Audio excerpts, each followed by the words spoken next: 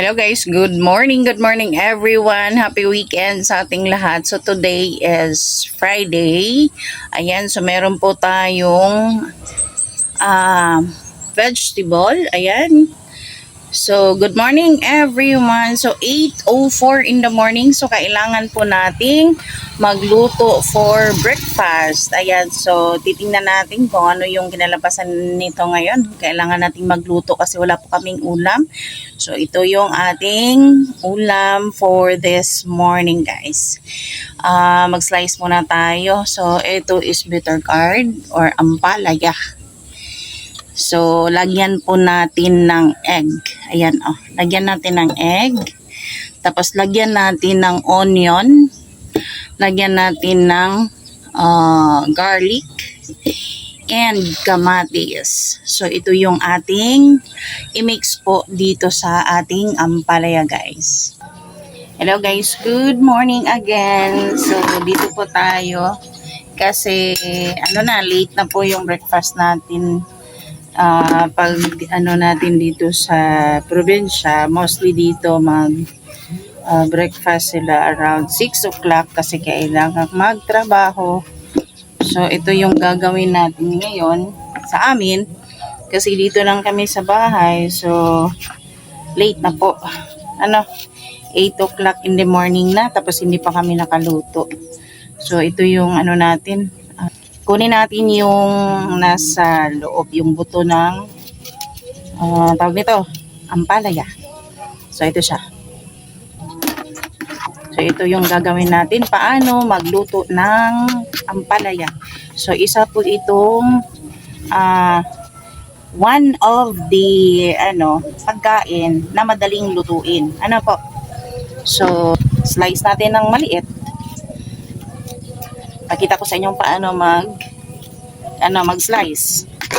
So mostly naman lahat sa atin is we know how to cook ampalaya na may itlog. So ito yung gagawin natin. Ito na. Ayan. Ito siya, binabad ko na po ito sa tubig na may asin.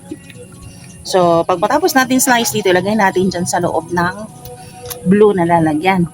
Kasi yung tubig na yan is meron po siyang asin. Doon ko yan, basta nalaman ko lang nalagyan ng asin. While mag-slice, yung na-slice mo na ampalaya is kailangang ibabad sa tubig na may asin po. While nag-slice po. Ayan. Bago lutuin. At yung iba nito is, ang ginawang gawa nila is kupusan. Alisin yung juice ng ampalaya, pero sa akin hindi ko ginagawa ganyan kasi yung vitamins ng ampalaya is andun sa katas nito, kaya ayokong alisin yung juice. Kaya yung pagka-slice nito na ganito siya, pagka-slice, ayan, yung ganito na pagka-slice guys, ayan, yung pagka-slice na ganito, manipis is okay na po yan. Hindi man ito masyado mapait pag once lutuin na natin. Kaya kasi I think sa isip ko mas lalong pumapait yung ampalaya pag pinalabas na yung yung kupusan, alisin yung juice ng ampalaya. I think sa isip nila is maalis yung pait, pero for me is I think hindi maalis yun, lalong pumapait yung ampalaya pag kupusan. So sa akin kasi is ang important there is yung vitamins po ng ampalaya. Kailangan po natin yan sa katawan natin. So mas masarap na yung slice mo lang, hindi mo kupusan. I don't know how to dyan sa Tagalog, sa Bisaya, yes, kasi Bisaya pa ako, kumutan para kumuton siya hanggat lumalabas yung katas ng ampalaya po, kasi alisin yung yan ang ginagawa ng iba, ganito. So see, ganyan pagka-slice po. Pero sa akin dito hindi ko ginagawa, alisin yung kasi mas masarap na, parang crunchy siya kainin. At saka ang pagluto nito po is hindi pwede overcook. Kasi ito siya pwede na nga to isalad po. Masarap pag isalad pag kaya mo yung pait. Maraming gumagawa na isalad po ito. Masarap siya. Kaya mas masarap pag lang, slice mo lang siya. Tapos ang pagluto is half cook lang. Isang lang, tawag ito. Kasi ang proseso ng pagluto nito, slice natin na ito, ibabad natin sa tubig na may asin. Alisan natin ito ng inalis ko na yung buto sa loob. At saka yung kunting parang balat niya. Alisin yun through spoon ang ginagawa ko po. So, yan. Then, slice natin, ibabad lagay sa tubig na may asin. Then, after that one, so, tayo ng yung itlog. Sa akin, 3 piraso po ito. So, 3 egg ang nilagay ng aking anak. Parang siguro, alam naman natin na maraming mga bata na hindi kumakain ng ampalaya. Kasi, alam naman talaga na mapait yung ampalaya. So, yan. So, 3 piraso ang nilagay. Pag-mix po tayo sa isang bowl niyan. Lagyan natin ng asin. Kunting asin po. Tapos, mag-isa po tayo ng onion, garlic una, tapos onion, tapos kamatis. Ganyan. Ganyan po ang gagawin. Pagkatapos, matapos igisa yung mga natin, yung kamatis, ganyan. Isunod natin yung ampalaya. So, igisa natin yung ampalaya. Pagkatapos, ilang, mga 2 minutes or 1 minute, ihalo natin, lagyan natin ng pampalasa. And then, after that, ilagay natin yung itlog. Then, after that, ihalo natin, lagyan ng pampalasa, lagyan ng oyster sauce. Then, ilang, minuto. Tapos na. Ganyan ang pagluto ng ampalaya. Hindi ko alam yung exact seconds or minute pagluto ng ampalaya. Basta sa akin, pag magluto ako, madali lang kasi maganda pag half cook po. Tsaka itong ampalaya naman is sinasalad ito. Kaya maganda yung half cook para crunchy siya kainin ng with egg. Di ba? Sarap yun. Kaya ito yung gagawin natin. So yung anak ko ngayon, hindi nakaantay na maluto ko ito. Nagluto na siya ng kasi gusto na siguro. Stable. Ulatan ni dong kayo para makakaon ka og gulay. Dali lang man ni maluto. Pero nice na nagluto ka dira itlog para dali siya. Para kani tapos may itlog din. Dali lang man ni lutoon. Po. So ayan. Good morning everyone. So kumusta po tayong lahat for today's video? Ito lang muna yung ma-share ko sa inyo for today's video. So, I think 2 days na po akong walang upload kasi po may ginagawa lang po. Saka, nagkaroon po tayo ng medical problem.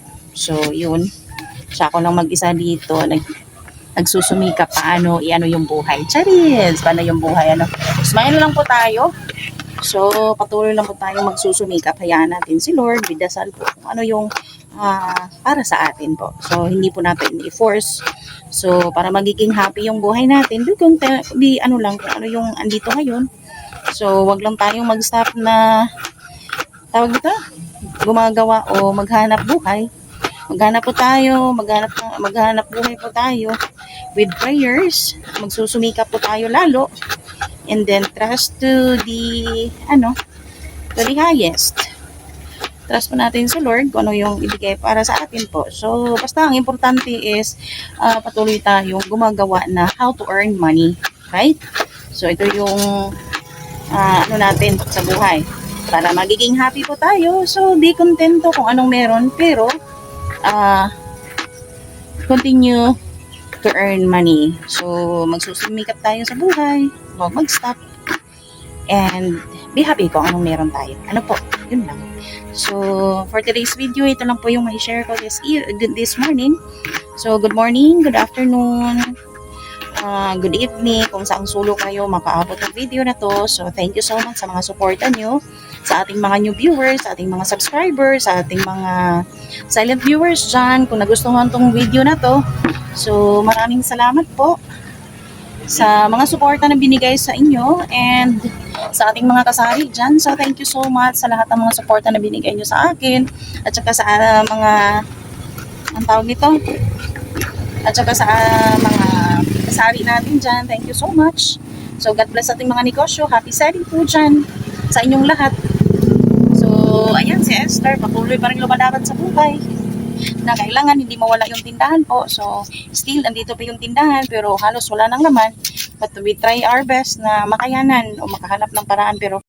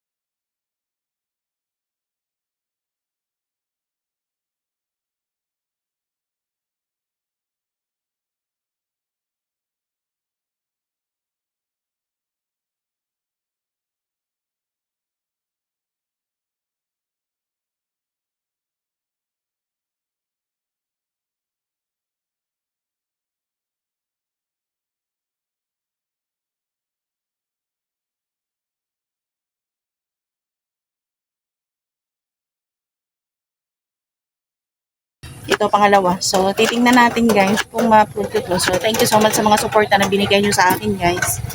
So, magluto muna ako. Malapit akong matapos na mag-slice. Kasi, gutom na po. Alas 8 na.